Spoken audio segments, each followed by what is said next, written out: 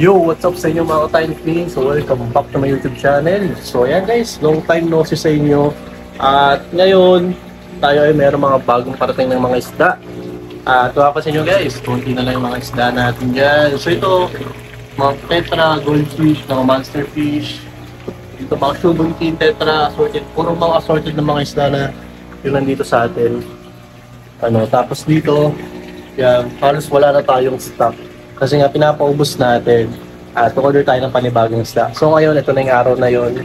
Nag-order na tayo, tapos mamayang madaling araw or mamayang gabi, ay nandito na yung mga isda natin. So bali dalawang farm yung in-orderan ko para marami tayong variety ng mga ornamental fish. So yun nga pala guys, kaya tayo medyo hindi nakapag-upload dahil man ako inasikasong mga bagong pinagkakitaan. So naghanap pala tayo guys, nagpapa-installment tayo ng mga iPhones ngayon. So, sa mga gusto dyan, cash or installment, pwede. Pero syempre, dito lang muna sa ating lugar sa Oriental Mindoro. Pero hindi naman ako mga pinaka-installment sa Manila. Dalawa yata sila. Pero mga tropa naman yan. So, sa mga gusto dyan, so mga binibenta pa, ang mga nabenta na natin ay 11, 12 Pro, 13 Pro Max, 13 Pro Max, 14 Pro, 14 Pro Max, tapos ano ba? 13, yun, 13, iPhone 13.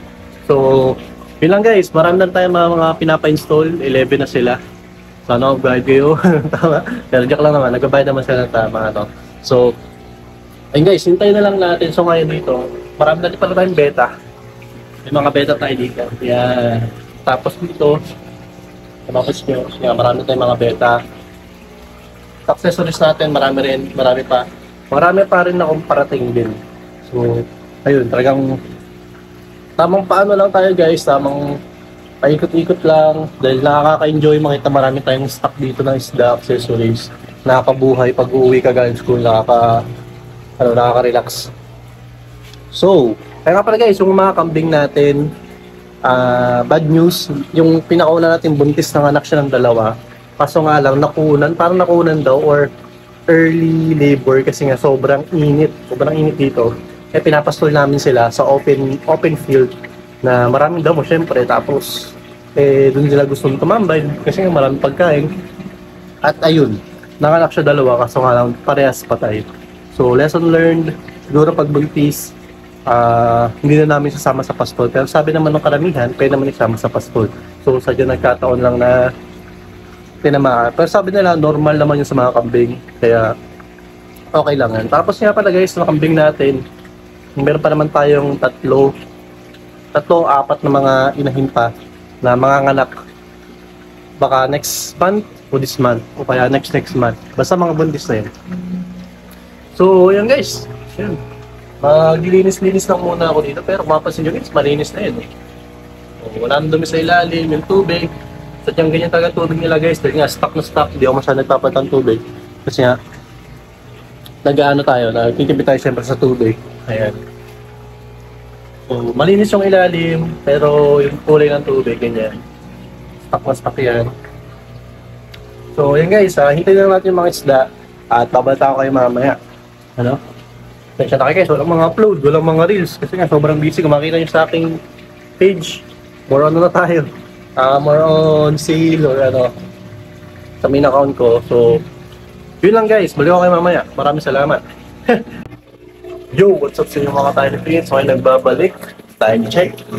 4:39 na ng umaga. Ayan, at dumating na yung mga isda natin. So, nilagay ko sila dyan.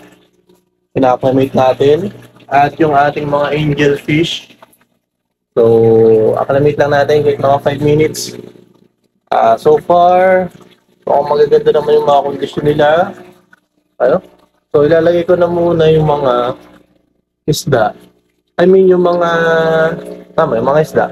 So, mga paglalagyan nila para ma-acclimate sila, para sila mabigla. Kasi acclimation ang pinaka-importante guys. Especially pag sobrang layo nung pinanggalingan ng isda nyo. Katulad yan. Kanina pang guys. Kanina pang tanghali kinuha sa farm. So, expect natin na sobrang init ng temperature na dito sa farm. Tapos anong oras na umaga na ng madaling araw. So medyo malamig yung tubig dito, di ba? Tapos nasa aircon pa sila kanina. Na sa aircon sila ng van, ilang oras din yung biyahe. So pinapatay din naman yun pag sa kaputit silang barko. So, di ba, pahalo-halo yung temperature. So, sa ngayon, siyempre, lagyan natin sila sa malaking lagayan. Kailangan natin silang i-acclimate. Kaya mapapansin nyo guys, yan, naka-acclimate yung mga yan. Okay? So, matay-matay yung ilaw natin. So, gagawin ko pala muna guys. Paano ba? Ito pag setup. Bibidyo ko na lang bukas, mag-live na lang ako para if ever na may mag-i-inquire, panoodin nyo lang yung live ko. Nandun na lahat. Mag-live ako bukas, papakita ko sa inyo lahat ng mga available nating isda. Wala? Yan. So yun guys, kasi gusto mo natin ito. Nilagay ko na yung mga kailangan ilagay. Pareho okay guys. So ito guys, yung ating unang plastic. Yan, meron tayo ditong cheetah molly. Ayan. At meron din tayo ditong pineapple molly. So ayan sila. Pineapple or platinum kung tawagin nila. Yan.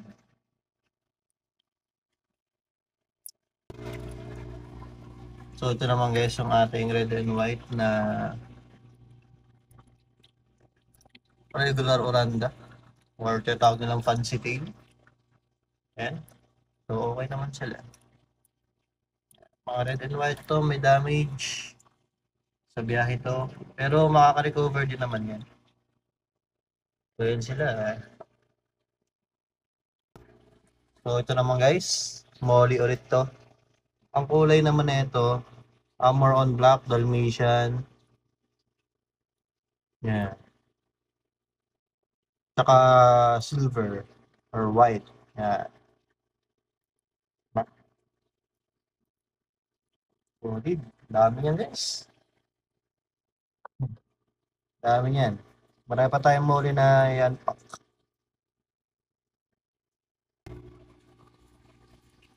So ito guys, molly ulit to.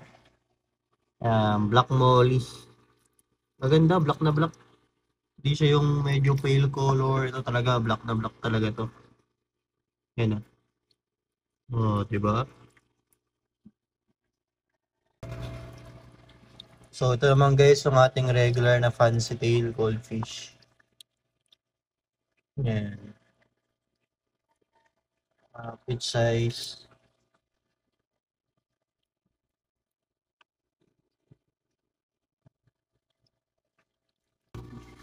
Ito na guys, ang pinaka gusto ko at ngayon lang nagkaroon. Ang tricolor na goldfish, ay goldfish ulit, ang tricolor na angelfish. Yan. So meron pa tayo dito marble, pero ito muna video natin. Yan. So lagyan natin to, sensitive kasi to. So ito naman guys yung ating mga marble na angelfish. Ang gaganda ng size, mas malalaki to kaysa dun sa mga tricolor. Ayan, so far, so good. Lahat sila okay naman. Solid.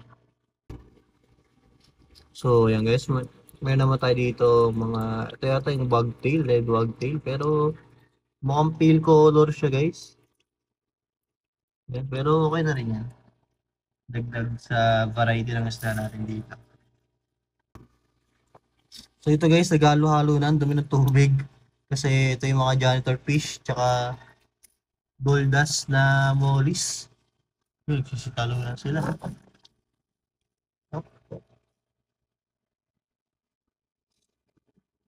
Dilim kasi ng tubig. Kala ko guys, parehas na janitor fish. Yung pala,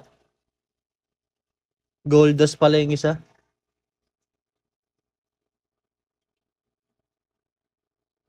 Ang guys, nagsisitalunan sila eh, oh. Dami nakatalo, no? Buhay pa ba to? Yan.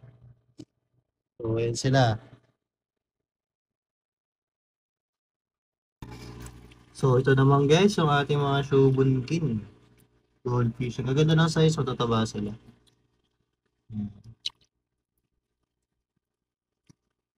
Ayos. So, ito naman guys, yung ating mga sorted colors na danyos. Meron tayo ditong green, yellow, and blue.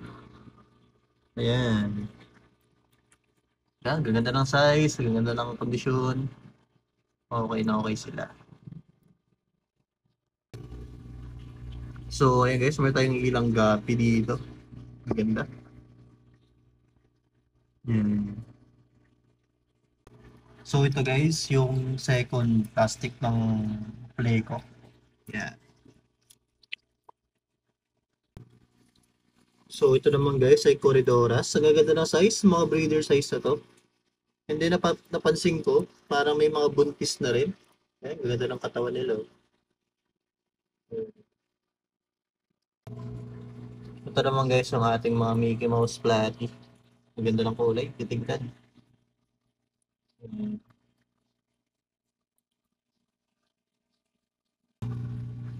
So ito guys, ang pinakalas nating mga isda.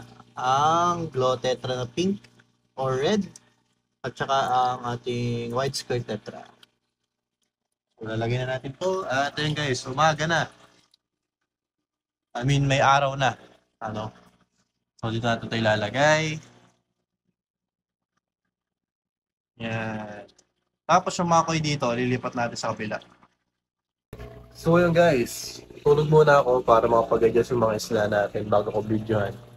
At okay naman. Wala ako nakikita casualties maliban dun sa mga nauna. Ano? So, ayan, pakita ko sa inyo guys. Hindi, parang may naiwan lang guys dito mga isda sa plastic na ito. Kaya lang. Buti, ang mga naiwan dito guys, Pleco. Just imagine ninyo, 3 hours, walang tubig, buhay na buhay pa rin sila. Guys, ingat kayo sa pag-aanpak ng isda. Make sure nyo na lahat ng isda nyo ay nyo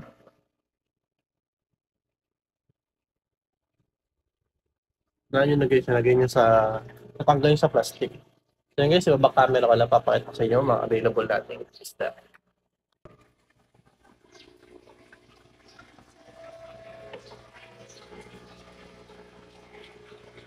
So yun, what's up sa inyo mga ka-Time Fins? Fisherman stock tayo ngayong araw, ngayong Sunday. So ayan, kung makapansin nyo guys, marami tayong available na angel fish. Meron tayo ditong marble and meron din tayong tricolor. So ayan guys, kondisyon na kondisyon yung kanilang lagay. Ayan, magaganda rin yung size ng ating mga marble, pero yung mga ating mga tricolor ay medyo market size. Dito naman meron tayo ditong fancy goldfish. Ayan. Still under recovery pa yung iba. Pero yung iba, ayan. Okay naman na. Dito meron tayong mga bagong Glow Tetra. Okay ba yan? Dito meron tayo dito Blackmore and Calicomore. Ayan, kasama rin itong mga fancy. Dito naman meron tayo ditong Rosy Barbs and Mickey Mouse Platy. Dito yung mga koi natin. Meron tayo dito nag-iisang albino na naging naging kulay na. Nag-iba na yung kulay. So dito naman, dito yung ating mga monster fish na Tiger Oscar na import. At syempre yung mga tinfoil barb na yan, yung mga kulay silver. At meron din tayong mga paku. Yan, yung mga mukhang pirana. Paku yan. Tapos ito, yung mga mollies. Marami tayong mga mollies. Dito marami rin tayong mga beta. So ito mga beta na to guys, budget meal lang yan. Ayan, mga beta natin. Mga budget meal din yan. Ito, meron tayo dito mga mollies. Ayan, black mollies. And meron din tayo dito mga Glow Tetra. Gapi, meron tayo ditong gapi.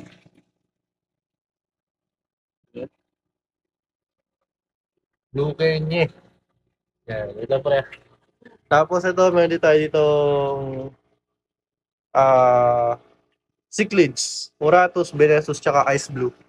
Yan, itong may stripes na black and white. Oratus yan, Benestus yung kulay green, Ice Blue yung kulay white.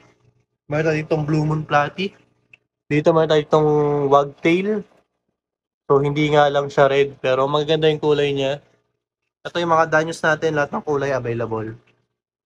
So, meron tayong pink, yellow, blue, green. Yeah, marami. Mga good size. Ito yung blue and white na goldfish natin na semi-breeder size. So, tapos dito, meron din tayo dito mga goldas and black molly, mga pleco.